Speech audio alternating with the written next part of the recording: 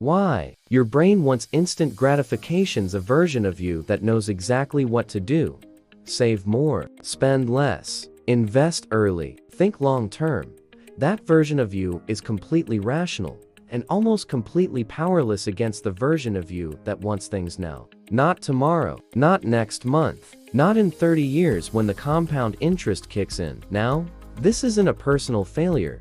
This is one of the most deeply wired features of the human brain, and understanding it changes everything about how you approach money. Here's where it starts. Your brain didn't evolve in a world of retirement accounts and index funds. It evolved in a world where resources were scarce, unpredictable, and could disappear at any moment. In that world, taking the reward now was almost always the smarter choice. The berry on the bush today was worth more than the promise of berries next season, because next season was never guaranteed. Economists call this tendency hyperbolic discounting. The brain dramatically overvalues rewards in the present and dramatically undervalues rewards in the future. And the further away the future reward is, the less real it feels. Saving for retirement at 25 means giving up something real today for something that feels completely abstract. 30 years is not a meaningful concept to the part of your brain making decisions in real time. That part operates on a much shorter timeline, minutes, hours, days at most, and this creates a permanent tension inside every financial decision you make. One part of your brain understands the math. Another part only understands right now. And in most situations, right now wins. A famous experiment at Stanford in the 1970s explored this tension directly.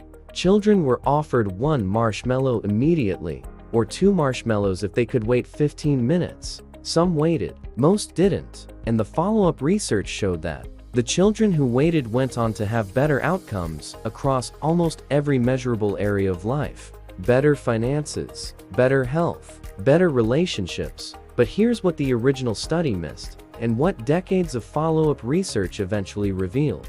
The ability to delay gratification wasn't primarily about willpower. It was about environment. Children who grew up in unstable, unpredictable environments were far less likely to wait. Not because they lacked discipline, because their experience had taught them that waiting didn't pay off, that promised rewards had a way of disappearing, that taking what was available now was the rational response to an unreliable world. And this finding changes everything about how we talk about financial behavior, because millions of adults are making financial decisions using the same logic. Not because they are irresponsible, because somewhere in their history, waiting didn't work out, and the brain learned its lesson. So what actually helps? The first thing is making the future feel more real. Abstract futures lose to concrete presents every time. But you can make the future more concrete. Give your savings a specific name instead of calling it savings. Not emergency fund. The trip to Japan in 2026. The down payment on the apartment. 6 months of freedom if everything falls apart. Named goals activate a different part of the brain than abstract numbers. They become something you can see, something that competes more effectively with the pull of right now.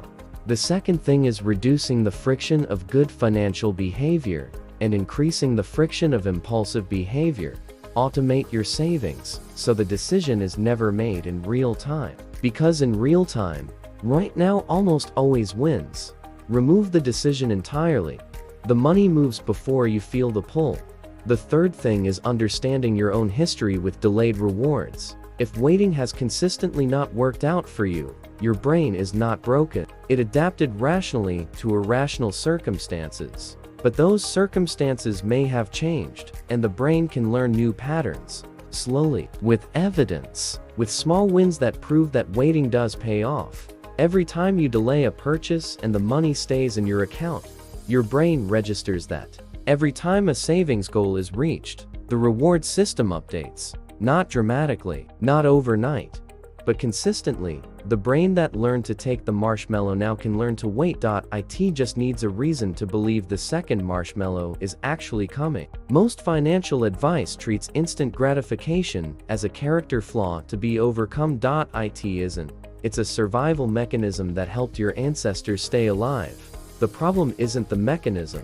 It's that the mechanism was never updated for a world of credit cards, one-click purchasing, and 40-year retirement timelines. You are not fighting laziness, you are fighting hundreds of thousands of years of evolutionary programming, and the solution isn't to be harder on yourself. It's to build an environment where the right choice is also the easiest one. In the next video, we go even deeper into this. Because it turns out that the pull toward instant gratification doesn't just affect what you buy. It affects how you think about your entire financial identity, who you believe you are with money, and why that belief is far more powerful than any habit or strategy you'll ever try.